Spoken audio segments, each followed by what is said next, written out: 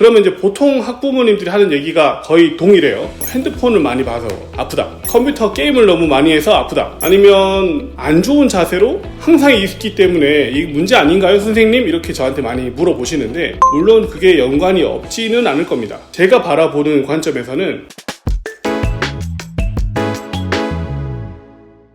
안녕하세요, 닥터코 풀소입니다. 예전에는 보면 저희 이제 통증 클리닉, 통증의학과에는 연세 많이 드신 분들이 찾아올 거라는 인식이 굉장히 강했어요. 아마도 지금도 그렇게 생각하시는 분들이 많을 겁니다. 근데 제가 요즘에 지켜보면 정말 젊은 학생들이 찾아오는 경우가 예전보다 많이 늘어난 것 같아요. 목이 아프거나 허리가 아프다면서 찾아오는 학생들이 늘어났습니다. 저 어릴 때 생각을 해보면 부딪히거나 떨어지거나 다쳐서 목이나 허리가 아픈 적은 있었던 것 같은데, 특별한 문제 없이 병원을 갈 만큼 불편한 친구들은 주변에 별로 없었던 것 같아요. 요즘에 점점 더 많아지는 현상이 아닌가 그런 생각이 듭니다. 그래서 이제 학생이 목이나 허리가 아파서 저희 병원에 찾아오겠죠. 그러면 이제 보통 학부모님들이 하는 얘기가 거의 동일해요. 핸드폰을 많이 봐서 아프다, 컴퓨터 게임을 너무 많이 해서 아프다, 아니면 안 좋은 자세로 항상 있기 때문에 이 문제 아닌가요 선생님? 이렇게 저한테 많이 물어보시는데, 물론 그게 연관이 없지는 않을 겁니다. 제가 바라보는 요즘에 어린 친구들, 초등학생, 중학생, 고등학생들이 목이나 허리가 아픈 이유가 단지 자세가 안 좋거나 핸드폰을 그냥 많이 해서만은 아닐 거예요. 제가 바라보는 관점에서는 어린 학생들이 척추 기립근이 충분히 발달할 만한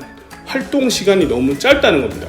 이게 어린이 때는 그래도 이제 놀이터를 좀 가곤 하는 것 같은데, 초등학교 고학년이 되고 중고등학교가 되면서 활동량, 척추 기립근이 제대로 발달할 만한 운동량이 너무 부족해지는 현상이 문제가 아닌가 생각이 들어요. 척추 기립근이 척추에서 굉장히 중요한 역할을 합니다.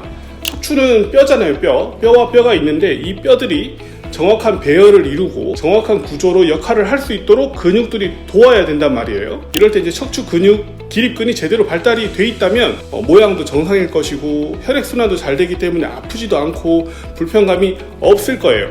하지만 척추 기립근이 제대로 발달하지 못하면은 척추 배열에도 문제가 생기고 척추 근육 자체가 혈액순환이 떨어지면서 통증을 일으킨다는 거죠. 예를 들어본다면, 목이 아픈 사람들은 목 주변에 있는 척추 기립근이 긴장이나 아니면 제대로 된 발달이 되지 못하면 일자목이나 거북목 같은 문제가 생기는, 그러면서 통증이 지속되는 그런 문제가 있을 수도 있고요. 등이나 날개 쪽에 있는 근육이 제대로 발달하지 못하게 되면 어깨가 안으로 말리게 되면서 등이 아프다든지 어깨가 아프다든지 이런 근육통을 호소할 수도 있습니다. 허리 중에서 제가 항상 강조하는 대요근이라는 근육이 제대로 발달하지 못하게 되면 골반이 안쪽으로 약간 휠 수 있거든요. X자 다리가 될 수도 있고요, 안짱 다리 걸음이 될 수도 있기 때문에 보기에도 안 좋지만 실제로 신체 발달에도 안 좋은 영향을 끼칠 수밖에 없습니다. 그러면 어떻게 하라는 얘기냐?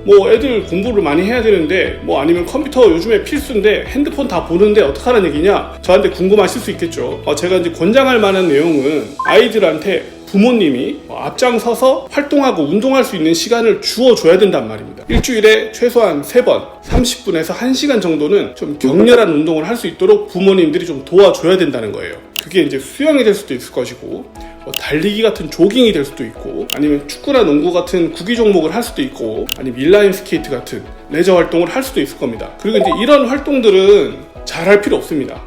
척추 기립근이 제대로 발달할 수 있도록, 아이가 나중에 커서 근육이 고루 발달해서 건강하게 자랄 수 있도록 운동할 시간을 주어주자 그 말이에요. 잘하자는 게 아닙니다. 주 3회 이상, 그래도 30분에서 1시간 정도는 격렬한 운동을 할 수 있는 그런 환경을 만들어 줘야 된다는 겁니다.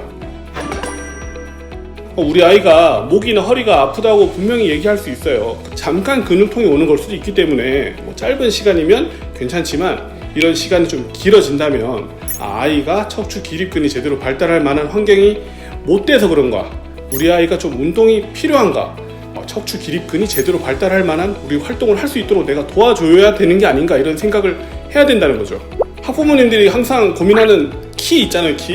키도 조금 클 수도 있습니다. 큰다는 게 척추 기립근 운동을 하면 키가 쭉쭉쭉 큰다는 얘기는 아니고요. 숨어있는 키가 다시 제대로, 허리가 약간 굽어있던 것들이 펴지고 목이나 등이 약간 굽어있던 것들이 정상 배열이 돌아오게 되면 숨어있는 키가 나옵니다. 그게 많이 커지는 분들은 3cm 정도까지도 차이가 나요. 부모님들, 요즘에 학생들이 목이나 허리 아프다고 하는 일들이 분명 있을 거예요. 그게 단순히 잠깐 무리해서 그럴 수도 있겠지만, 평상시에 운동량이 많이 부족해서 그럴 수 있다는 생각을 한 번쯤 해보셨으면 좋을 것 같습니다.